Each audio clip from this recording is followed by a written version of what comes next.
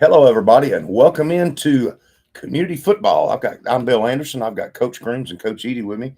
Coach, tough road game up at Eagleville. Things did not go your all's way. It was 54-0. Any positives you can take from the game? Positives, I came out. They're getting better as far as getting on off the field, the hustle to the ball. They're young secondary, and they're learning. We've got caught a couple times with man, and they was playing off man about 12 yards, I'd say. Yeah. And ended up missing a tackle, and as a house call at that point when you play man. We was running the ball pretty hard. My young quarterbacks have been on the road first time in Eagleville. You know, you got the train whistle going, Floyd. They got the atmosphere pumping. You know, it kind of shell shocked them a little bit. But I was proud of them, how they finished the game. No quitting these guys, huh? They just kept coming, didn't it? That's what you want in a young ball club. You want them to just keep going. Right. Yes. That's outstanding. Hey, today's show is brought to you by Bedford County's premier power washing company, RAD Enterprises, out in Unionville. Soft wash, roof cleaning, pressure washing, licensed and insured. 931-536-524. I believe, Dave, you left the last digit off there. It's 5244. We'll have to get this straight here in a second on the phone number. I only had 3 digits on the end. But we'll get it straight. It's RAD Enterprises in Unionville. Soft roofing, cleaning, pressure washing, licensed and insured. Bedford County's premier power washing company. Now, guys, we get off the road. We've had 2 in a row on the road. Now we get to come back and play in front of the home fans this Friday night against a team from right up the road. Yes, sir. We got Forrest coming to town. We had a two-year hiatus. You know, we wasn't able to set it up. Me and Coach Stevens, we wasn't able to work out for us the last 2 years. I said, so we're glad to have them back, showing up. Got a good atmosphere over in Unionville at the game, so we're kind of excited to get this game going. Well, Forrest's first game, they went up to Watertown. They got beat 17-0, but I think this might have been a mild upset. I knew Cornersville had the big running back, but they actually beat Cornersville. I'm sure it was a big win for them, 15-14. I was thinking Cornersville was actually favored in that game from what I had heard because they had the big running back and whatnot. Yeah, we scrimmaged Cornersville during spring or during summer over at CA. So we got to see the big running back firsthand. He was the real deal. I said, but we was watching film, and Forrest, they did a good job as far as team tackling and pursuing.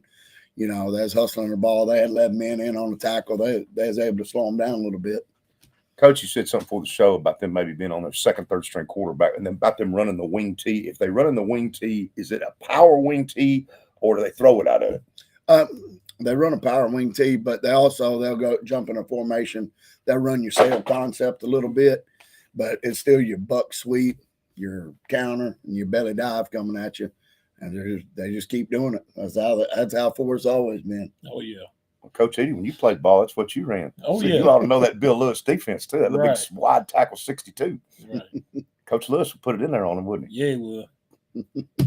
Big game, of course, coming up Friday night. Everybody come out and support community. Come out to the game. It's their first home game of the season.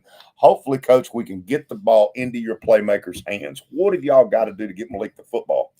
Well, Makai. I'm sorry. I mean, correct. we got different avenues of getting on the ball because we play them at wide receiver, running back, quarterback.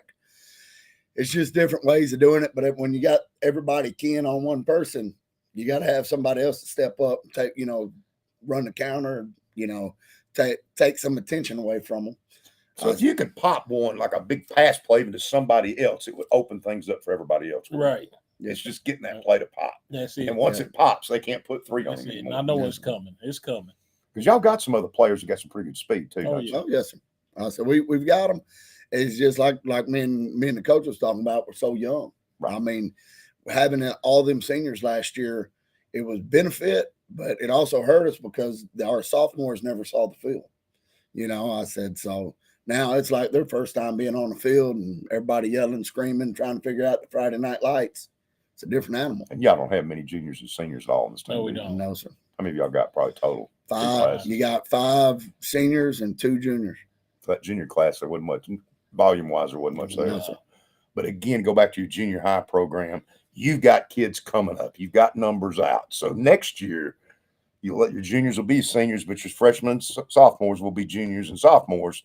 And you probably got a pretty good bunch in the 8th grade coming up. Yes, sir. Yes, sir. I talked to Coach Barnett over at Community Middle School. He said we got a good crew coming up. He's excited about them. He said we got our 8th grade class is strong. He said our 7th grade class is even stronger. They had a pretty good game. They had a pretty good game against Cascade this past week. So, How have y'all been about turning the ball over? Has that been a real problem so far this year? Trying to think.